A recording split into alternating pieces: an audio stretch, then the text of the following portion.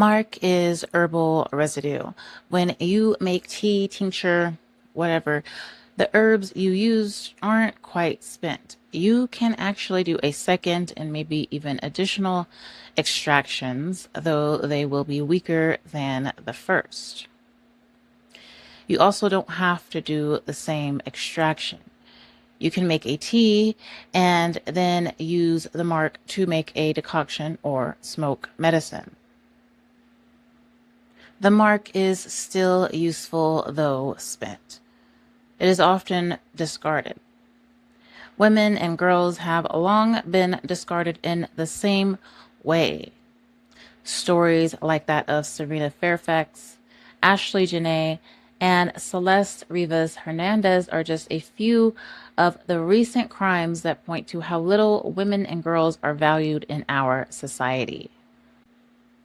There is a disturbing trend amongst some men that seeks to forcibly humble and silence women.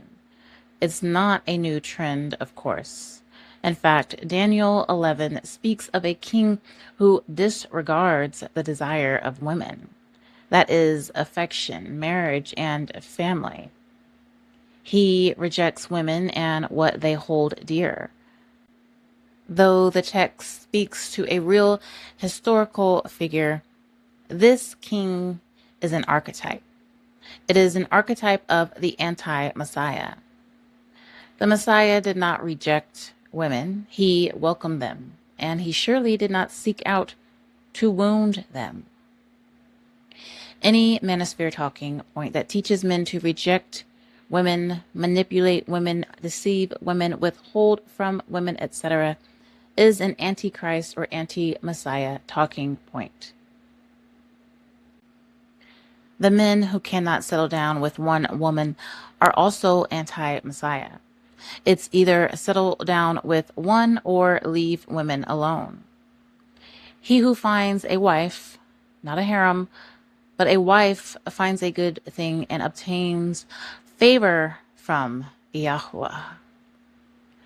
The Father and the Son value the feminine and honor the men who value us just the same.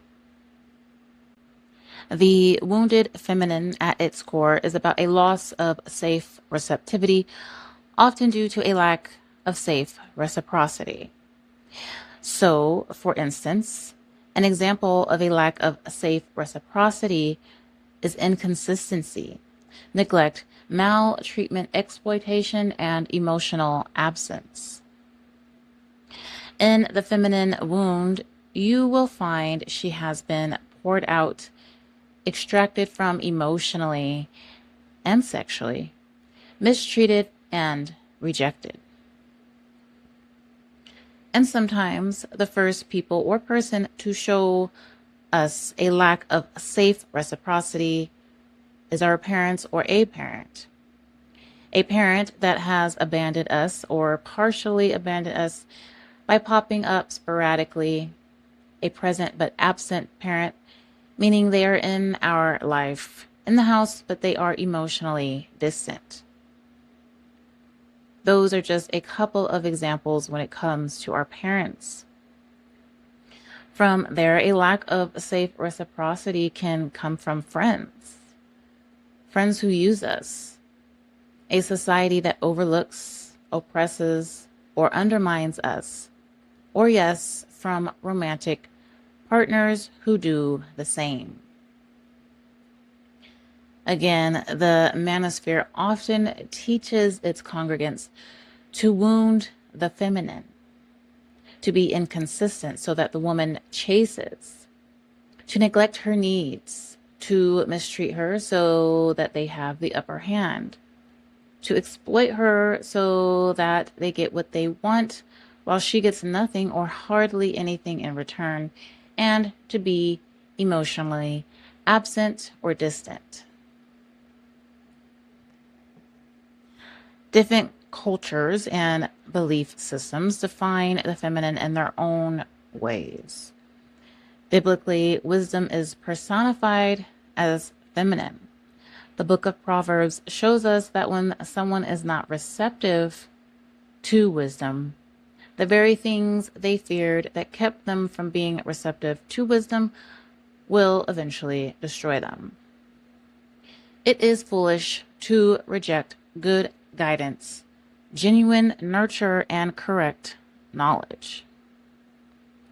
I can take a guess that Solomon personified wisdom as feminine due to its similarities to the ways of women.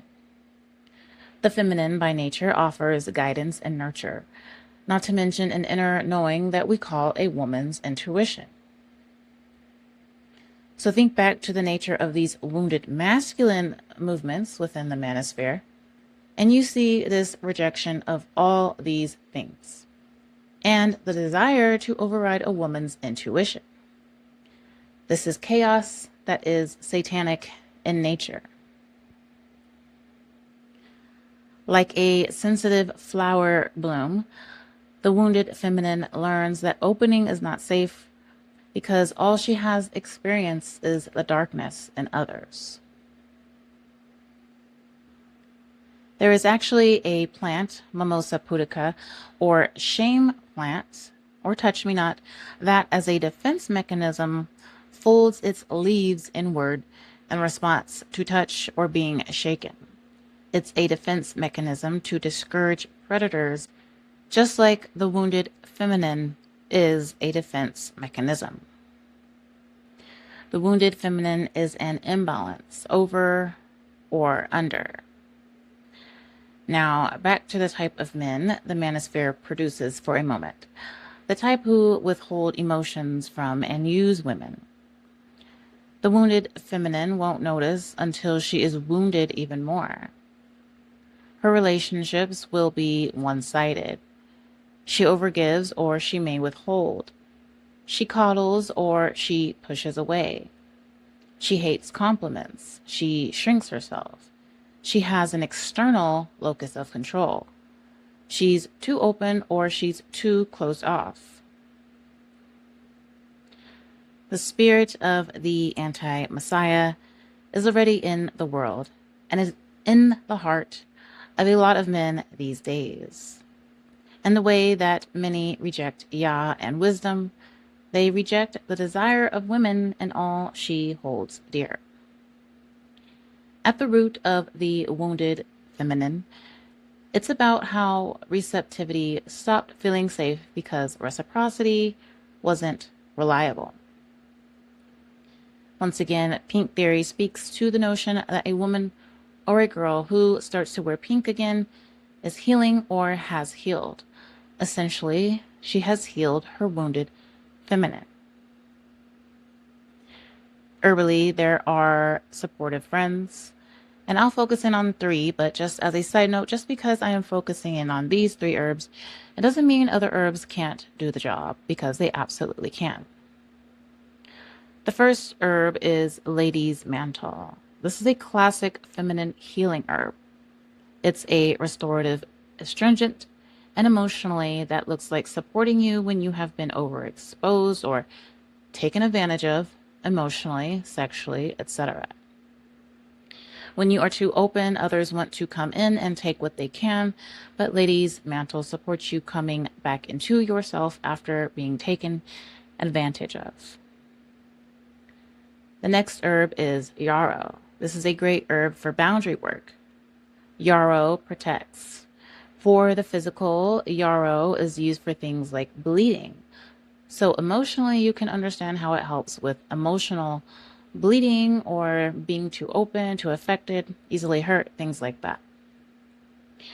Basically, for the battlefield of life, there is an herb, yarrow. And lastly is rose. Rose is a classic heart herb. And it's also great for emotional trauma, for heartbreak, and for grief. Its effects are pretty subtle, but the comfort of rose is real. The feminine is a balanced and powerful state. It goes beyond the color pink, though in theory, loving the color again might be a signal that you have regained safe receptivity due to sufficient reciprocity.